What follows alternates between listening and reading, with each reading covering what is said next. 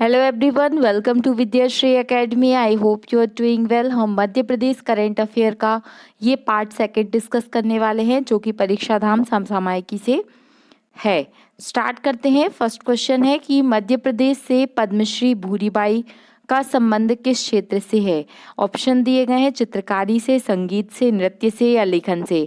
MPPSC के 2020 के exam में ये क्वेश्चन पूछा गया था। यहाँ पर आंसर होगा जो भूरीबाई हैं उनका संबंध है चित्रकारी से। इनका संबंध झाबुआ जिले से है और ये भील चित्रकला के लिए काफ़ी अधिक प्रसिद्ध है। काफ़ी अधिक चर्चा में क्यों रही? क्योंकि 26 जनवरी 2021 को इनको पद्मश्री सम्मान से सम्मानित किया गया था। याद रखिएगा, भूरीबाई का संबंध झाबुआ से है और ये भील चित्रकारी से रिलेटेड है। मोस्ट इम्पॉर्टेंट क्वेश्चन है कि 2022 तक मध्य प्रदेश में कितनी रामसर साइट हो गई हैं। तो याद रखिएगा कि मध्य प्रदेश में जो रामसर साइट की संख्या का नंबर है वो है 4। अब ये चारों कौन कौन सी हैं, कहाँ पर स्थित हैं, ये आपको याद होना चाहिए। सबसे पहला तो 2002 में जो मध्य प्रदेश की पहली रामसर साइट थी वो थी भोजताल, जो कि भोपाल में स्थित है। दूसरी तीसरी और चौथी जो साइट है वो अभी 2022 में सम्मिलित हुई हैं। याद रखिएगा, सांख्य सागर कहाँ पर स्थित है? तो ये शिवपुरी में स्थित है। सिरपुर तालाब इंदौर में स्थित है और यशवंत सागर इंदौर में स्थित है।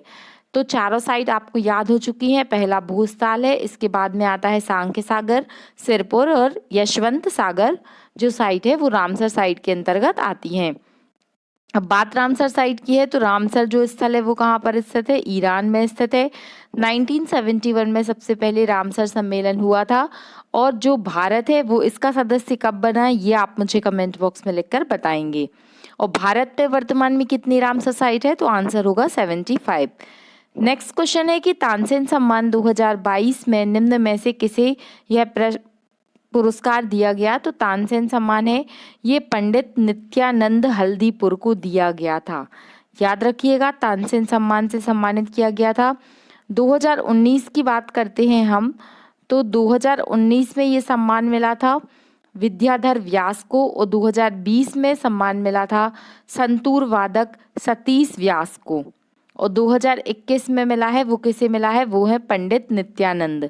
तो ये तीनों डेट हमें तीनों नाम याद करने पड़ेंगे कि 19 में विद्याधर व्यास को, 2020 में सतीश व्यास को और 2021 में नित्यानंद जी को ये पुरस्कार मिला है। तानसेन जी का संबंध मध्य प्रदेश में किस स्थान से था? तो वो था ग्वालियर से। नेक्स्ट क्वेश्चन है कि वन विभाग के द्वारा प्रस्तावित वन्य जीव अभ्यारण्य में नवंबर 2021 में किसे शामिल किया गया है? तो मध्य प्रदेश में 11 नए जो वन्य जीव अभ्यारण्य हैं वो प्रस्तावित हैं। तो यहाँ पर जो आंसर होगा, जैसे महात्मा गांधी अभ्यारण्य, अहिल्याबाई होलकर अभ्यारण्य, माधवराव सिंधिया अभ्यारण्य, all of these. Right answer होगा ऑल ऑफ दीज। तो ये 11 नए वन्य जीव जो अभ्यारण्य हैं, आपको एक नज़र इन पर मारनी होगी, मतलब इनको आपको याद करना पड़ेगा क्योंकि जो व्यापम के एग्जाम हैं उनमें खासकर ऐसे क्वेश्चन पूछे जाते हैं। जैसे कि याद करने की कोशिश करते हैं हम। महात्मा गांधी अभ्यारण्य कहाँ पर स्थित है? बुरहानपुर में स्थित है। अहिल्याबाई होलकर इंदौर, ये आप जानते हैं कि अहिल्याबाई होलकर का संबंध इंदौर से है। माधव राव सिंधिया, यहाँ पर आंसर ग्वालियर नहीं, आंसर होगा श्योपुर।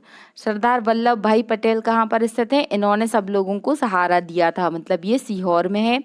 इंदिरा गांधी अभ्यारण्य नरसिंहपुर, तो इंदिरा गांधी जी कैसी थी? सिंह की तरह उनकी दहाड़ रहती थी, वो किसी से भी डरती नहीं थी, बहुत निडर थी, ऐसे याद कर लीजिए। तो इंदिरा गांधी अभ्यारण्य कहाँ होगा? नरसिंहपुर। दलपत शाह अभ्यारण्य मंडला, तो दलपत शाह ये गौंड वन से संबंधित थे, तो याद रखिएगा इनका संबंध कहाँ से होगा? मंडला से होगा। जमुना देवी अभ्यारण्य धार। राजेंद्र प्रसाद अभ्यारण्य हरदा। ओमकारेश्वर अभ्यारण्य खंडवा। राघवगढ़ अभ्यारण्य गुना और भीमराव अंबेडकर अभ्यारण्य सागर। एक दो बार पढ़ेंगे तो आपको डेफिनेटली याद हो जाएगा। नेक्स्ट क्वेश्चन है, ये गिद्ध रिपोर्ट वाला क्वेश्चन हम कल डिस्कस कर चुके थे।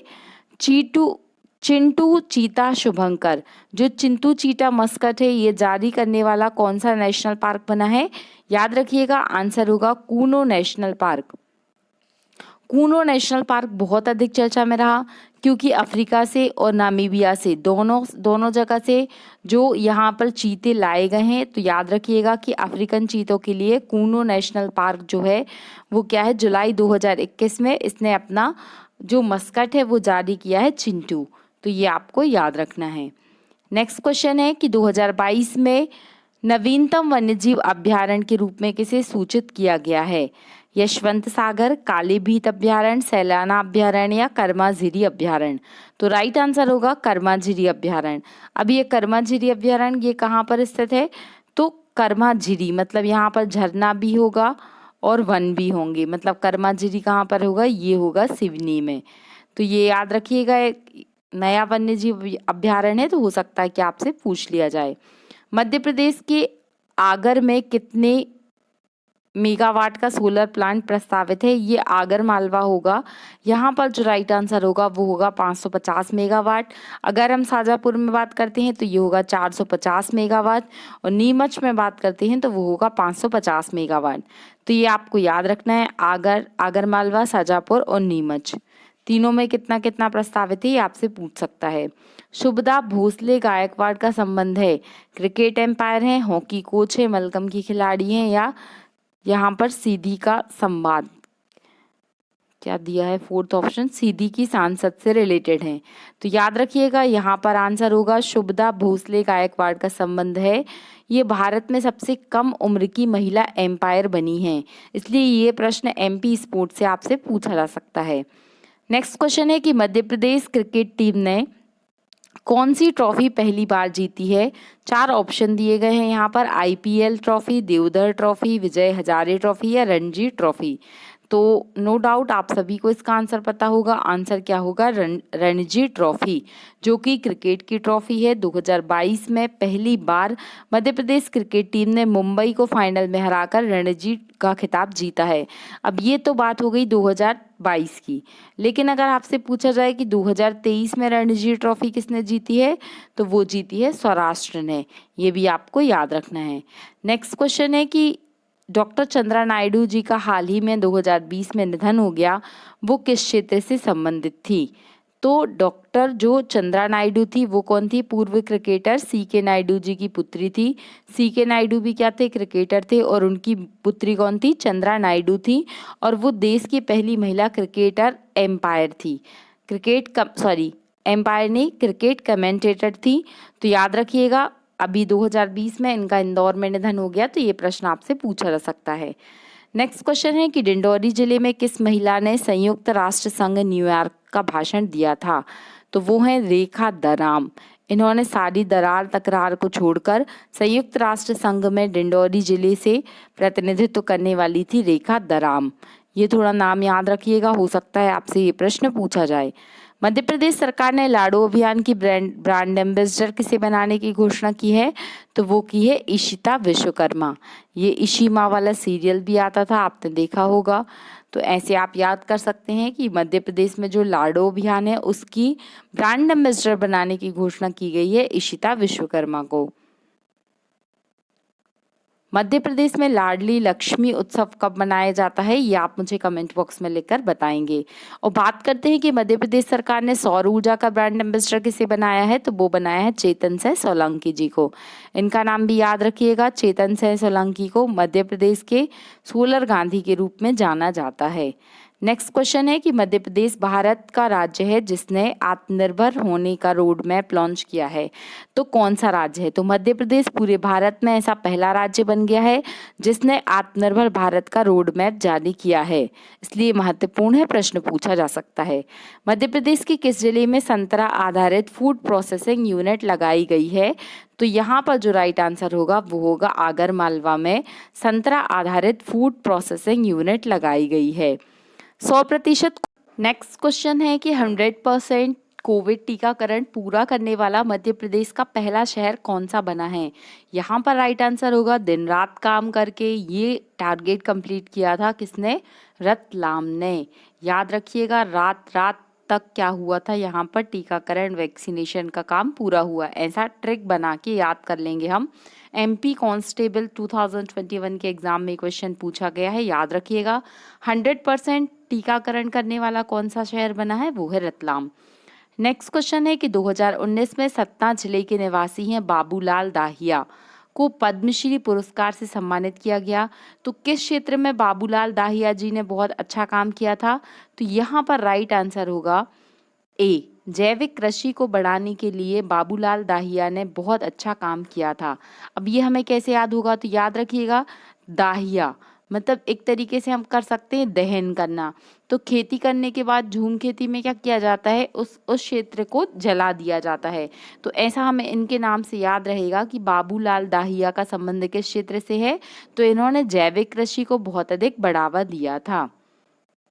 तो याद रखिएगा बाबूलाल दाहिया को 2019 में जैविक कृषि के क्षेत्र में बढ़ावा देने के लिए पद्मश्री पुरस्कार मिला था।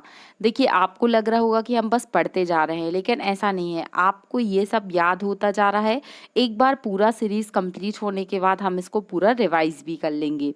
मध्य प्रदेश को कब पूर्ण रूप से खुले में शौच मुक्त घोषित किया गया, यहाँ पर देखिए ये 2021 की जो MPPSC की स्टेट इंजीनियरिंग सर्विसेज उसमें ये क्वेश्चन पूछा गया है। 16 जनवरी 2016, 1 मई 2018, 15 अगस्त 2016 या 2 अक्टूबर 2018। आप समझ गए होंगे 2 अक्टूबर यहाँ पर देख के कि गांधी जी का जो जन्मदिन होता है उसी दिन 2 अक्टूबर 2018 को मध्य प्रदेश को पूर्ण रूप से खुले में शौच मुक्त घोषित किया गया है। अब इसमें कितनी सच्चाई है ये आपसे बेहतर कोई नहीं जानता होगा। तो याद रखिएगा कि 2016 को पहले इंदौर को किया गया था और उसके बाद पूर्ण रूप से घोषित किया गया 2 अक्टूबर 2018 को। महत्वपूर्ण प्रश्न है, याद रखिएगा। नेक्स्ट क्वेश्चन है कि मध्य प्रदेश में पशुपालन विभाग, एक मिनट यहाँ तक हमने डिस्कस कर लिया था। मध्य प्रदेश में पशु गणना 2019 के अनुसार बकरियों की संख्या है, कितना % बकरियां हैं, तो याद रखिएगा 11.06 मिलियन बकरियां जो हैं मध्य प्रदेश में हैं। अब हम पशु जनगणना की बात करते हैं तो गाय कितनी है 18 मिलियन, बकरी है 11 मिलियन, भैंस है 10 मिलियन और घोड़ा है 0.13 लाख। तो ये आपको याद रखना है क्योंकि आपको ऐसा क्वेश्चन स्टेटमेंट बना के भी पूछा जा सकता है कि पशु जनगणना 2019 के अनुसार सर्वाधिक पशु हैं।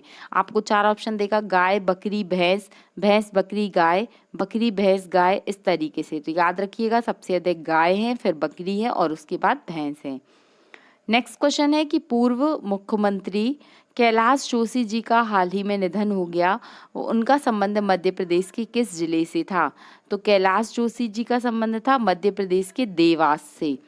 तो कैलाश, अब कैलाश पर्वत पर कौन से देव महादेव क्या करते हैं, वास करते हैं। बस कुछ नहीं करना, आपको याद हो गया कि कैलाश जोशी जी कहाँ पर रहेंगे, ये देव मतलब देवास में रहेंगे। तो इनका संबंध था देवास से। अब इनके स्टैटिक फैक्ट क्या क्या बन सकते हैं, तो कैलाश जोशी मध्य प्रदेश के कौन थे, प्रथम गैर कांग्रेसी मुख्यमंत्री थे। तो याद रखिएगा, और इनकी जो राजनीति थी बहुत ही अलग प्रकार की थी, तो इसलिए इन्हें राजनीति के संत के नाम से भी जाना जाता है। ये 8 बार विधायक और 2 बार लोकसभा सदस्य और 1 बार राज्यसभा सदस्य भी रहे।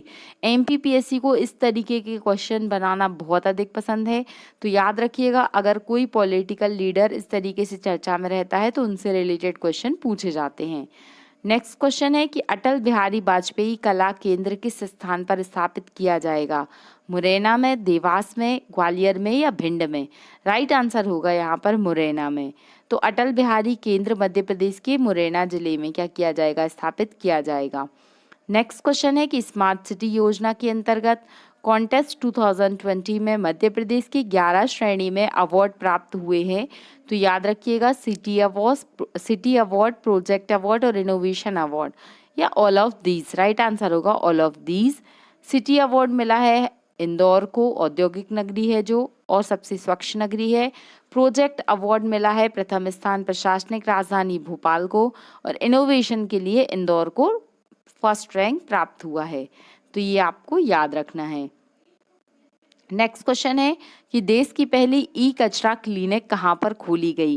तो देश की पहली ई कचरा क्लिनिक खोली गई है भोपाल शहर में। याद रखिएगा आपको ई कचरा क्लिनिक, क्योंकि आपको लगता होगा इंदौर सबसे स्वच्छ है, तो यहाँ पर आंसर इंदौर होगा, लेकिन यहाँ पर जो राइट आंसर होगा वो होगा भोपाल में पहली देश की ई कचरा क्लिनिक को खोला गया। फिर आज का लास्ट क्वेश्चन है कि भोपाल में लाडली लक्ष्मी उत्सव का आयोजन कब किया गया। राइट आंसर यहाँ पर होगा 8 मई 2022 को भोपाल में लाडली लक्ष्मी योजना का शुभारंभ किया गया और एमपीपीएससी के स्टेट फॉरेस्ट एग्जाम में ये क्वेश्चन पूछा गया है। तो ये हमने मध्य प्रदेश की करंट अफेयर के आज 50 क्वेश्चन डिस्कस कर लिए हैं। इसके पहले यदि आपने पार्ट 1 नहीं देखा है तो आप पहले वो देख लीजिए, उसके उपरांत ये वाला वीडियो देखिएगा। इस तरीके से मध्य प्रदेश के हम पूरे करंट अफेयर को, ईयरली करंट अफेयर को भी रिवाइज करेंगे। अगर आपको मेरा प्रयास अच्छा लग रहा है तो प्लीज़ सब्सक्राइब, अपने दोस्तों तक अधिक से अधिक शेयर करें। Thank you so much. पढ़ते रहिए, खुश रहिए। जय हिंद, जय भारत।